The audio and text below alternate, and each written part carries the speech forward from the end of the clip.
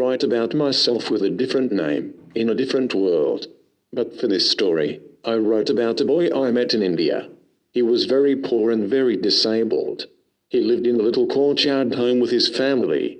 The dad thought my light wheelchair would be good for his son and he invited us into his home to meet his son and family. The meeting gave me an idea for a story, which I wrote many months later. Would you like to listen to the story?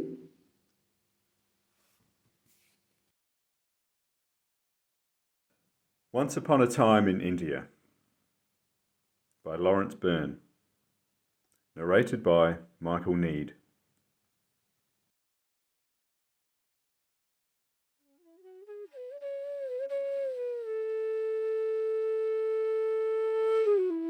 The place is Pushkar in the desert state of Rajasthan. A mother was crying. The father can't believe it. They both had their heads in their hands and are crying. After a while, the father stood up and said, "I don't know what to do." "Why, God, why?" asked the mother. She was looking at the ceiling of their little tin home. The house was as small as a garage. It was cold as an ice cube in winter and as hot as an oven in summer. The little house has no room for a wheelchair. "What should we call him?" Krishna.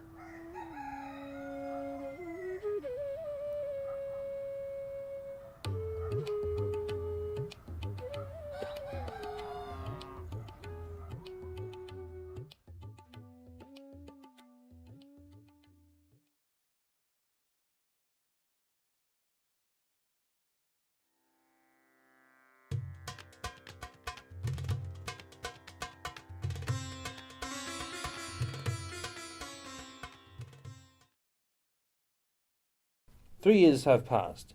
His body didn't change, but his brain did. The boy had little bones in his body, like they should be in a museum. His body looked like a doll's. He has some movements in his face. At 3, he knows the sun is hot and the rain wet. Birds can fly and fish can swim. But he doesn't know one thing: why he is different from all other children. Why do the other children play and he can't? Why do other children go to school but he doesn't? Only thing he knows is he is different from the rest of the world. When his brothers and sisters went to school, he was kept away from other people's eyes to see. Why can't he go to places the other children go? One day, while his mother was begging for money to buy food with, a man came to the village and saw Krishna and said, "This boy needs to go to school." Krishna's parents laughed. Krishna's father stood up and said, Krishna couldn't hug his own bear. How could Krishna hold a pen? There are helpers there. But I am afraid Krishna might need help 24/7. Where is this school? Delhi. His parents asked if they could sleep on it. The man said, Of course. That night when Krishna and his brothers and sisters were asleep, their parents were not. "What are we going to do?" I don't know what to do, say, or think. "Should we send him away?" Send? We're talking about our son here. Not a thing we can throw away like an old doll. He is a living, eating, breathing thing. What if he died? "How could you say that?" What do you think we should do? "I don't know." She was sitting down on an old armchair. Both parents looked at Krishna, sleeping with his brothers and sisters in the big bed, which could fit 2 adults. Okay. I give up. We'll tell him in the morning. The next morning they told him, but it didn't go well. Krishna cried and cried and cried when his parents told him. His dad held him in his arms. Krishna was no bigger than a guitar.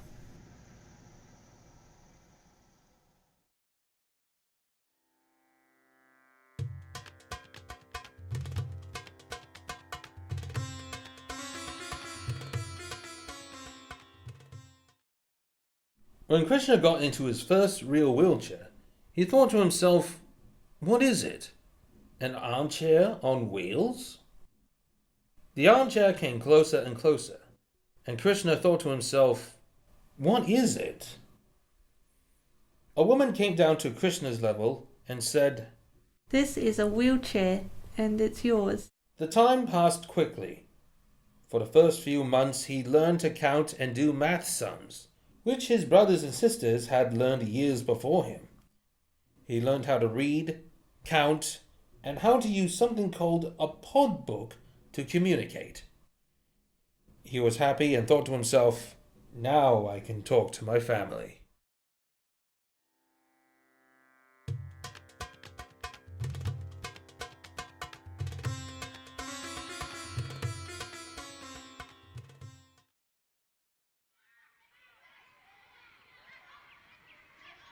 One day, one of the teachers brought a machine which could talk into school. The machine changed Krishna's life forever. The teacher said, This is a communication device, or AAC. AAC stands for Augmentative and Alternative Communication. It is a talking machine you can use to talk with. This one is called a Pathfinder. It uses a picture language called Unity, as well as spelling. Krishna thought to himself, well, I have to learn this.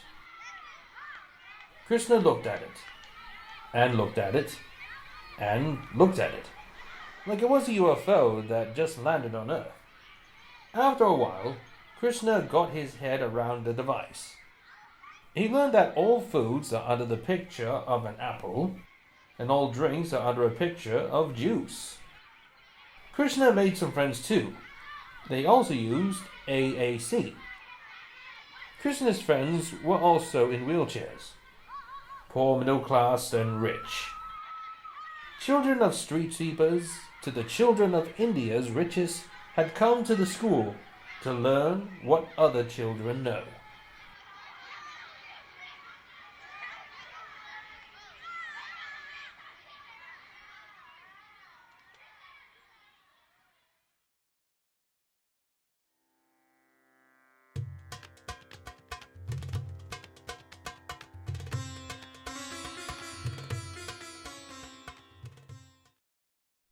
Krishna had been at school for 2 years now. Krishna learned many things about numbers, letters, and other things. After a while, he got good on his device and his board. He got better and better at making friends. Soon he had friends with all disabilities from all over India. But now he was home back with his poor but loving family. It was the Christmas holiday, and the Indian government had given funds for the place for the poor to get gifts and food as their religion's law. Krishna got new clothes to wear, books to read, yummy food to eat. Best of all, Krishna got his first real wheelchair. He and his parents were very excited. The wheelchair was made to fit Krishna's body. Krishna sat in it for the very first time, and he liked it. The wheelchair was very comfortable, like 2 big pillows underneath him. He had the biggest smile in the world. Well, he and his parents thought so. The wheelchair was little to fit Krishna's body. It was blue with a device hand for his Pathfinder. The so-called arm was big, made of metal, and a bend in it, so that the device can meet up with Krishna's face.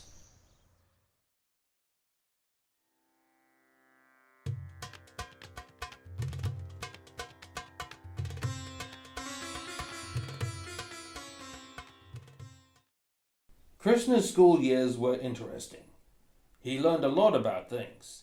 He liked a large classroom which had lots of space for wheelchairs and assistive technologies to help the students. We are going to jump years forward in Krishna's life. Now Krishna is 18 years of age and he's about to leave school. Over time, Krishna got smarter and smarter, and he got more and more friends. Wow, thought Krishna. I must be good at this. He got better and better at using his device. He got help from the staff. One day, he got called up to the principal's office, and the principal said, Krishna, you are a very smart boy. Have you thought of going to university? What? Said Krishna on his Pathfinder. My family is poor. I don't think they have the money to send me there. Have you thought about asking the government for some money? Asked the principal. His elbows were on the table. No. Said Krishna, and added, I have a poor family. How can they afford to pay the government back? You are disabled. The government may be able to help you. Krishna thought about this carefully. Oh, Said Krishna. I have to think about it for a while. Krishna wrote a letter home to his parents, and this is what it said. Dear Mum and Dad, I have been asked, do I want to go to university by the principal? I know you are poor, and that's why I am going to ask the government for some money for university. I feel I am going to have a better future if I go to university than if I go home. If I go to university, I won't see you much anymore, but I'm going to make money in the long run, I hope. I feel it is right for me. Then Krishna put it away into a desk. Then the next day, he put it in an envelope. Krishna posted it off. Krishna waited for a week. Soon he got a letter back saying that his parents gave the okay. That came with bad news. His brother got sick and died. Krishna's eyes started to water, and the tears ran down his cheeks. In a week he returned home to the village. He was sad but felt warm. Krishna's parents were quiet, like they couldn't remember how to talk. They told him they hadn't been that sad since the day Krishna was born, and on the night he almost died.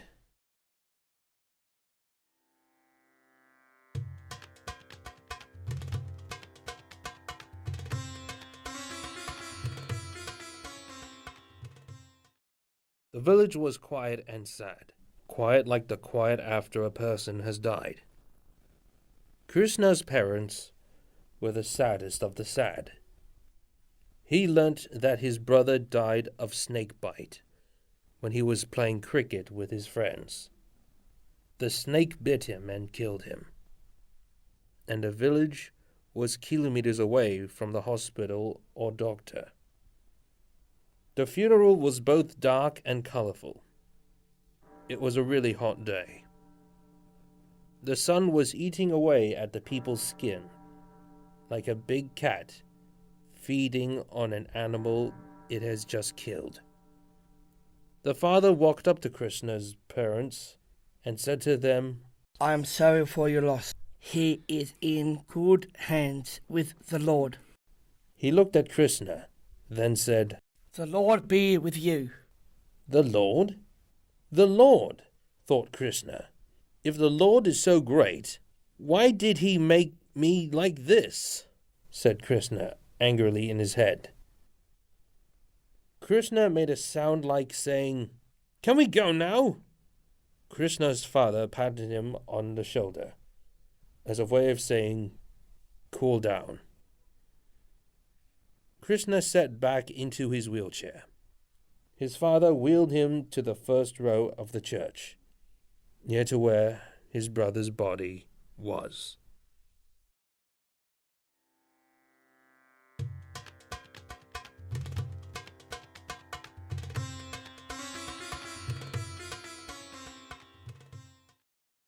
Everyone sat down to think about the boy who had just lost his life.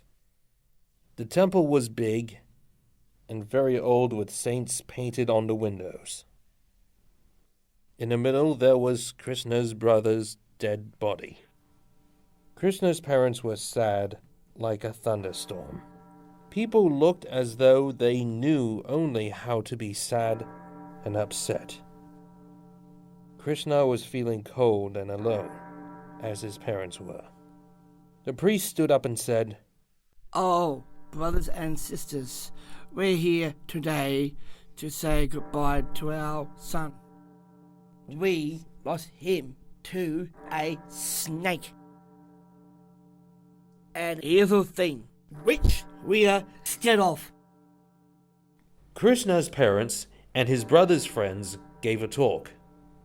They talked about good things about him and what they were going to remember him by, etc., etc., etc. The weather got cooler. At last, thought Krishna. As the weather got less warm, so too did the feeling. To him, the feeling wasn't cold like cold water, but sad cold that runs up and down your spine, like a really fast elevator which can't stop. After the funeral had finished, everyone went back to Krishna's old tin house to think about things and to talk.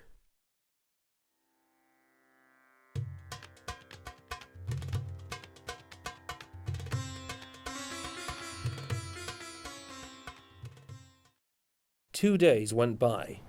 The sadness from the funeral wouldn't go away. Krishna sat in his chair on the porch. He looked out onto the dry, dying land of Rajasthan, where little children were playing. They were playing in the sand, the dead sand of India's Rajasthan desert. Krishna thought to himself sadly, my brother has gone like sand. His father sat down next to Krishna and said, Are you okay, son? He had the communication device. He put it on Krishna's lap, and Krishna said on his Pathfinder, Oh, Papa, I feel like a part of me has died. The father put his arm around Krishna and put him to bed.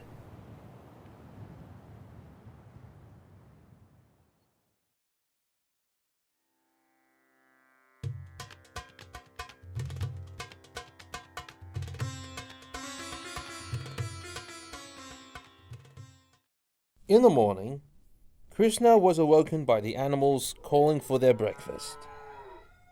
Are you going to university? Asked the voice behind him. It was his father, who had just walked into his room. Krishna turned to look at him. He had a face made of stone. I don't know, said Krishna. Do you think I should? I want you to go to university, and so too does your mother. Your future is important to me and your mother. Krishna thought about this for a minute or two. Then he said, I will. I will go to university for you. It was later that day that his mother told Krishna the story about how he had come into this world. It was a cold, dark, windy night. Earlier that evening, you called me when you were ready to come out. That's when it went wrong, really wrong. You and I almost died. What? His mother went on. We were losing a lot of blood, but God helped us, and the doctor came to help us. Then your heart started, and then I started crying. Later, your father and I had a fight about you. About what? Krishna asked. Your future. Then she told him about the day the man talked about the school in Delhi, and how they had to talk about what to do with their son. Then his mother left him alone. Krishna sat in his wheelchair. He thought long and hard about his mother's story. He was like a stone statue. Not a muscle in his body moved, which for a person with CP is once in a blue moon. he drove himself to his bed and called for help. His father came to help him to get into bed. They said good night to each other, and then there was darkness.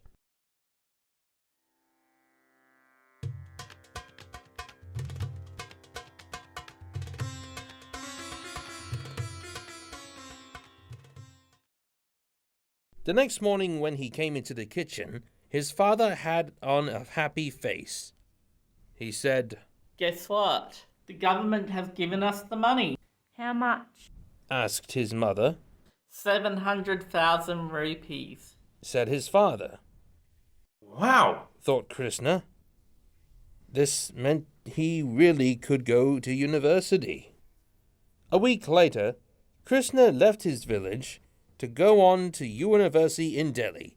Before he left, he went to his brother's grave. The wind blew over the grave like a blanket. Krishna looked at it sadly. He started to cry. The wind played around with his hair.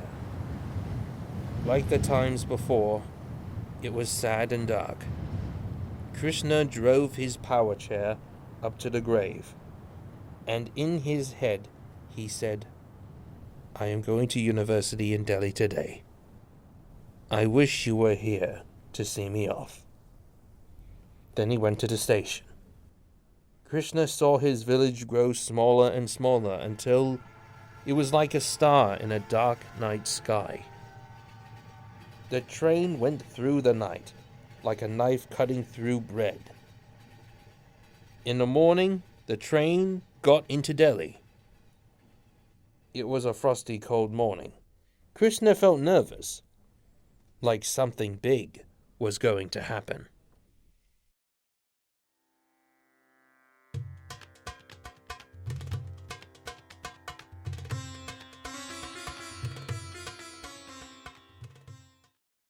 A driver waited for Krishna to take him to university. Through the gates, he saw it was large and grey and looked knowledgeable. A big man walked up to Krishna and said, Welcome to the university. Krishna drove himself through the university's gates for the first time. Inside the university was as big as it was outside. It had big rooms for wheelchairs. It also had ramps, elevators, accessibility, and more. Krishna thought to himself, Well, Krishna, you have made it this far. Krishna drove himself into a 21st century building.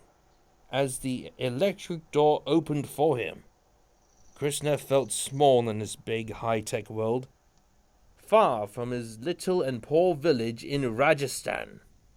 Krishna thought back to where he was born, and sad to say, almost died taking his mother's life with him. Krishna had butterflies in his stomach. He was so nervous that he drove forward in jumps, like he was going to feed a really angry dog a bone. Are you Krishna? A voice asked behind him. He turned around in his power chair. The voice came from a lady. She was tall and had glasses. Yes, said Krishna on his device. Come with me, please. Krishna did what he was told and followed the lady into her office. The office was small and square, and only just had room for a wheelchair. Ah, said the lady. She looked down at her book, then at Krishna. You went to a school for the disabled.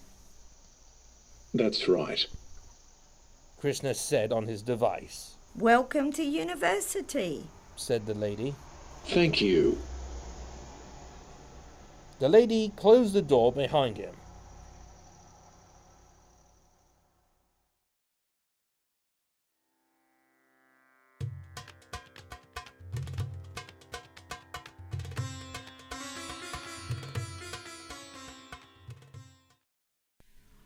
The first morning he woke up, got dressed, and got himself ready for the day. His first day of university was busy as a beehive in spring and summer. The world around him was going 100 kilometers an hour. Krishna didn't know what to think of this new world. What am I doing here? Krishna asked himself. It felt as though there was an elephant inside his stomach. Krishna felt different from everyone else, like a brown car next to two red ones, and he drove himself past the other students into the classroom. Hey, A voice said. we have a wheeler. Krishna turned around in his wheelchair and saw a group of people also in wheelchairs. He was amazed to see other disabled people at the university. I thought I'm the only one with a disability, said Krishna. The people laughed. No, you're not. Said a girl. I'm Krishna. I am from Pushkar. You are a long way from home. Yes, Said Krishna. you are. He asked. We are the disabled students. My name is Anita. When did you get here? Yesterday. Then Anita asked. What disability have you got? CP. Me too. Funny about that. Said Krishna. Then the bell sounded.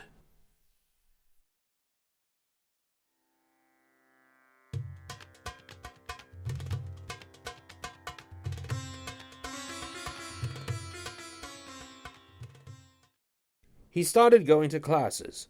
It wasn't long before Krishna fell in love with Anita. He asked her if she would be his girlfriend. I would love to, but Said Anita. But what? I'm getting married in 5 months. Krishna's heart broke, like a glass hitting the floor and going into thousands of pieces. Do you love him? He asked. No, I love you. Krishna wheeled around and left Anita with a dark feeling inside of him. She called out. We can be friends. Krishna was heartbroken. His heart was like a bomb waiting to go off.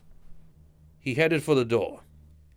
He felt very cold and lonely in this world. Krishna thought to himself, is there a law that says two disabled can't live with each other? Then he turned around and said, Who thought up this idea of you getting married? My parents. They think the man I'm going to marry will look after me. My parents say the disabled should be looked after. Do they think you are helpless? Yes, I guess, but only in some ways. Krishna left Anita alone, at the table in the dark, to think.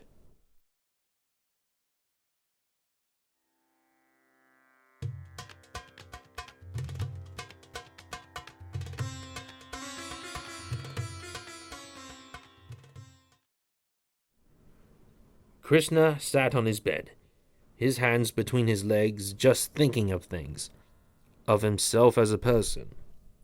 Just a person, not a poor disabled Indian boy from Pushkar, not a university student, just Krishna. There was a knock on the door. It was Anita. She was wearing a nightie. Come in. Said Krishna after a while. Can I give you some tea? No. Said Anita. She started taking off her nightie. And before they knew it, Krishna and Anita were making love. I haven't had sex before. Nor have I. It isn't right. Said Krishna, suddenly as he tried to get off the bed, but Anita pulled him back. Come back to bed. No, What's wrong? because you are getting married. But I don't love him. Krishna left the bed. I think you had better leave. He said to Anita. She left him in the room.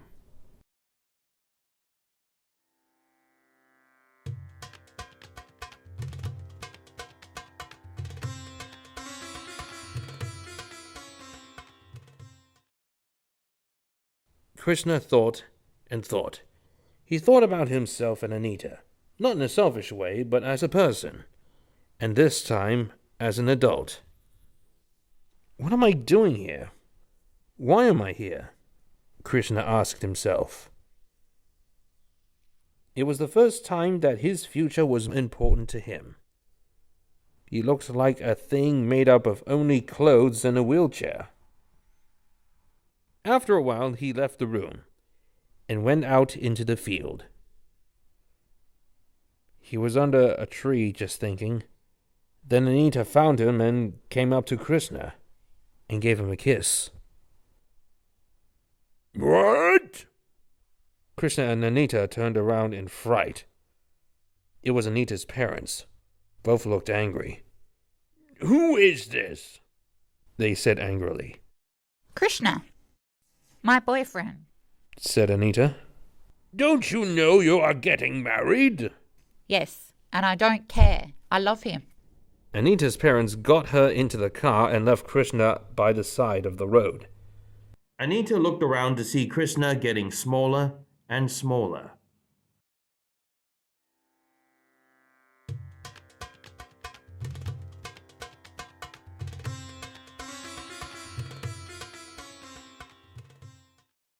Krishna was heartbroken. He returned to his village once again. He told his family what happened.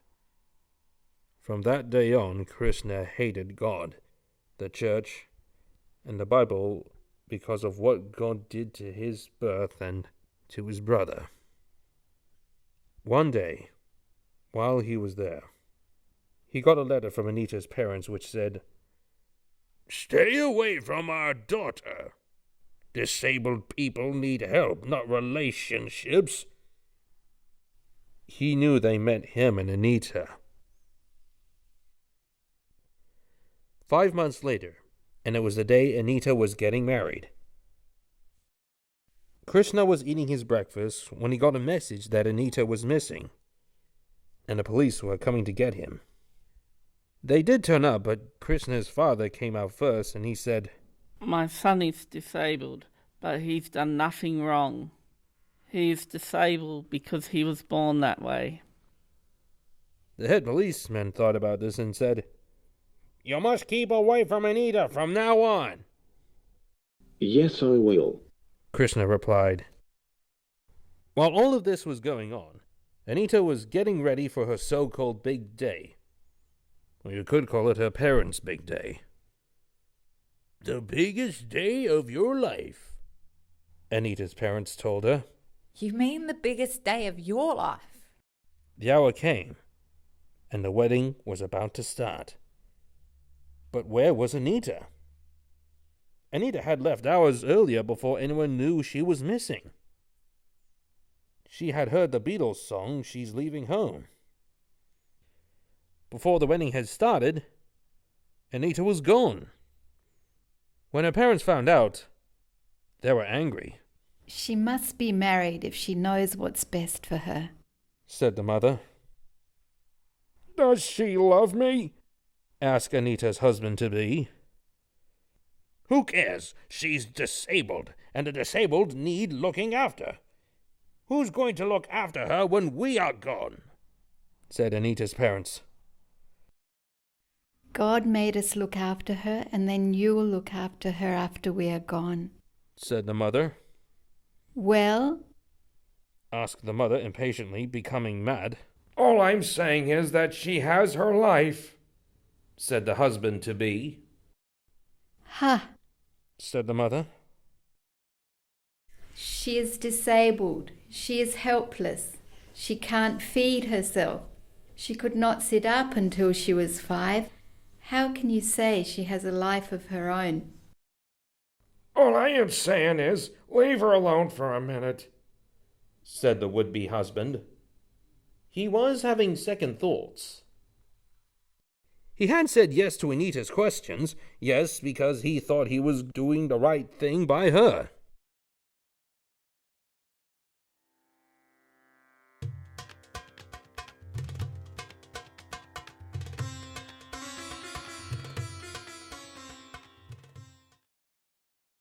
Back in Pushkar, Krishna was still heartbroken and was wondering if all this was real.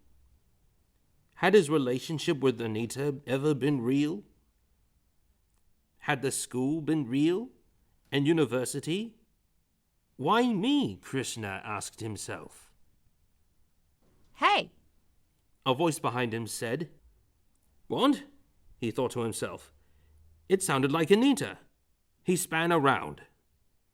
How did you? I thought you were getting married. I escaped. How? In the middle of the night, I got up and went for the door. What about your parents? Your husband-to-be? Your future? I don't care about them. Said Anita. I care about you. Before she went on, Krishna stopped her. I think it's for the best that we don't see each other anymore. Krishna said sadly. Why? Said Anita. We are two different people. You are rich and I am poor. We are two different classes of people. They fell silent. Anita looked at him. They both looked at the ground sadly. It's for the best that we break up, Anita, said Krishna. They looked at each other and said nothing. They kissed. Then she left. The end.